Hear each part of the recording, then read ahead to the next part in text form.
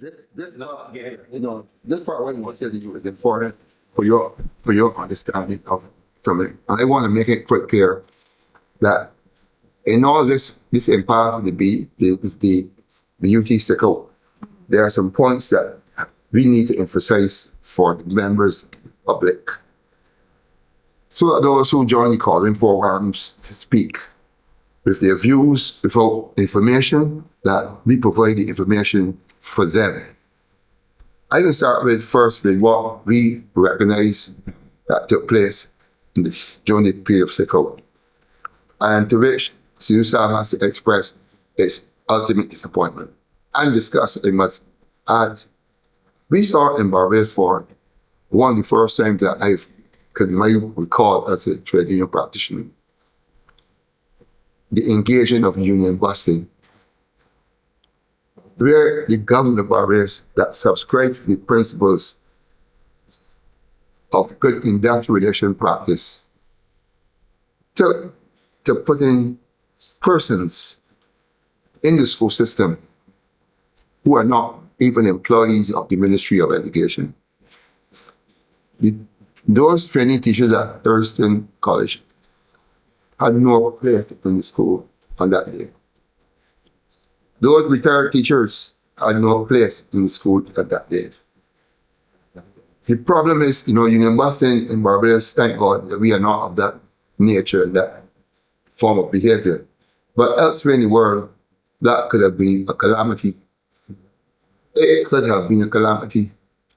And I am disappointed that those persons who brought up politics would recognize that they have done something that is totally unacceptable and outside of what we practice as a standard.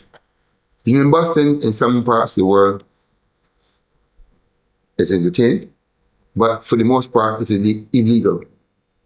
And here we are practicing all the great ethics that we are supposed to be, and we resort to this.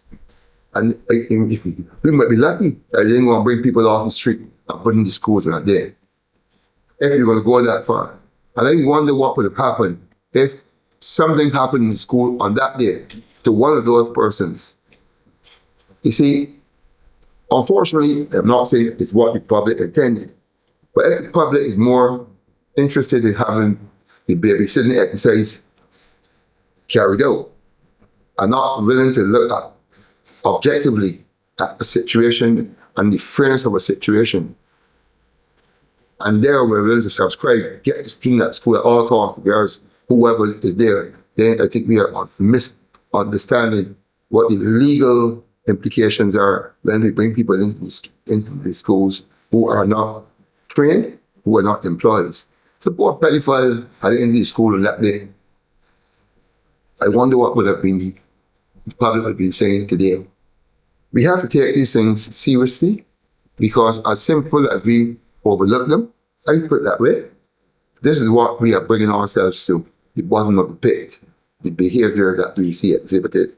So pray and shout politics, but start to go back to the first principles, what is right and what is wrong.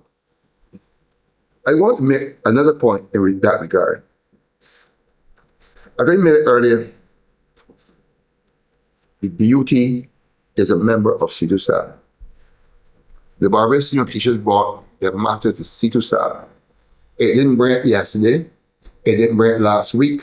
It didn't bring it 2 weeks ago. It was on the table now for almost going into 2 years.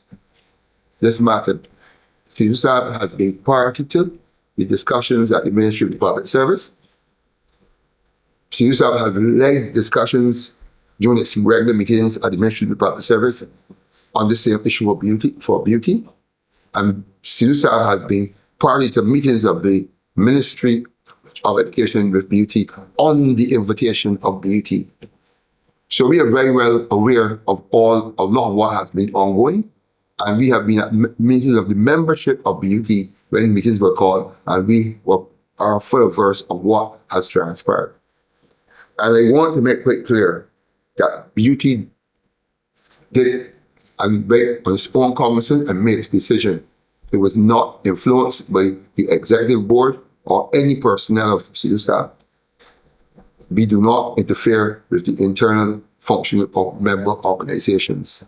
All we did, based on all that we are aware of, we have given full support to this matter that has been brought to CTUSAB's attention, and it was entabled before the pregnancy of Brother Rudy Lovell. So if that he's not doing his fourth, I think his third term, I think about second term, and it was before his time. I was on the time Brother Shepherd, so we're going back about 3-4 years. I wish this matter was before CTUSAB. So this one for the public to be aware of what are involved with is. So this is the things that I would say. So people take the platform and make a lot of the, statements and to the calling programs before having the facts. So the facts are for and what the media takes them. I want to make one last point for the public of Barbados to be aware. And I want to preface by starting at the use the pronoun I, so that you can say that I say so about me. I have been in the classroom as a teacher for well over 40 years. I have a contract of employment that was given to me on appointment as a teacher. I have represented teachers at the level of the Barbados Union of Teachers as both Chair Secretary and President and served in the executive for 21 years. I've been in this business for long as an educator, so I must speak. I am not aware, and I've checked with every single from PS to presidents to teachers. Not a teacher has that I have spoken to or am aware of. I've read the general orders, I've read the Ministry of the Public Service Act. There's nowhere in any of those that you will find vacation leave for teachers. Teachers get a contract of employment. The contract of employment of teachers carry 4 things in them. They don't know what they carry. They say it's the school to which you are assigned. It tells you the position which you're holding. It tells you the date of your appointment, whether temporary or permanent. It tells you the salary you are paid and your incremental date. It says nothing about vacation. Teachers, there's nothing in law. I challenge anyone to come and show me. Because I don't have it. I've had a contract. I've seen others. I've never seen it where a teacher has a vacation written in his contract of employment, his or her contract of employment. Teachers go to school. When the students go on leave vacation, that is considered as a break. But here is what happens. The teacher is required to attend a training program of some Urson College or other places. If you are in the first term, as we refer to it, or this term as we are now, some teachers are involved in the process of the 11 plus, the students and so forth. Some are involved in other programs. Then you get the CXC marking and so forth. You've got to be part of that school-based assessment. Teachers have to go to summer camps, when they come up. Teaching schools are the ones who are managing summer camps. They go to training as well, other at the ministry call. While they're on vacation, they have to go back to school for what they call the teachers, the preparation. Some that takes more than 1 day. Okay?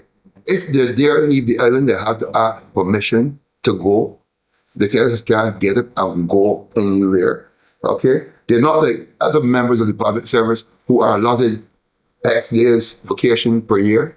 They're not that person in the private sector who have the 3 weeks, 4 or 5 weeks vacation written in by law, the employments right now. This does not apply to teachers. Teachers are not paid overtime. They have to be at school to do extracurricular activities, all types of supervision. They're not paid.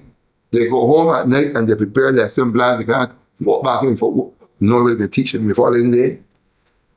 And then it's really unreasonable. Then you bear all that in mind to believe that the whole idea behind a term leave, it was to give those people the opportunity of respite, because there's no recognized vacation leave in their contract of employment. And that is the only provision that has been to give those people the opportunity after 15 years and 5 years thereafter to get some level of respect.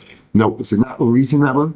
Because how come people can say take it away without knowing the basis on which this whole thing has been built? Education is a tool. Teachers are supposed to teach. Educators are supposed to educate. I hope the media takes this opportunity to immediately inform the public what happens. And so the public is aware, because it is really unfair to teachers who first spend 12 months a year, virtually 12 back to back, and then tell them that they're not going to give them maternity leave, and then turn around and tell them that it's too costly. Mind you, but people get vacation, they pay.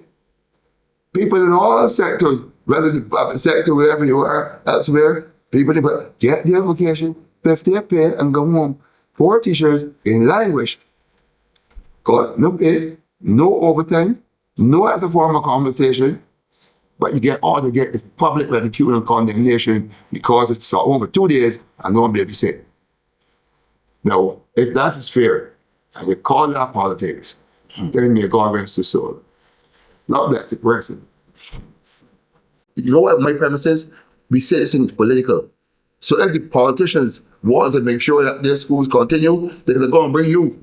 For we know, until you want to stop in there, and nobody knows nothing about you. Nobody has anything on record of who you are. So anything could have happened there. That's the point I'm making. I'm not saying that teachers who I think retired or the ones that are in trade are pedophiles. I am saying if we were to take this thing to its broadest, and we open the floodgates to anybody going to school on that day, we could have been doing more damage than we may have envisioned. That's what I'm saying. So I'm explaining that to you so that you can put it into context. I guess you just look at it that way, but they like teacher. I mean, they don't go. I didn't say that. I'm just hypothetically using what I'm saying. You see, sometimes you have to use the extreme to get your point across.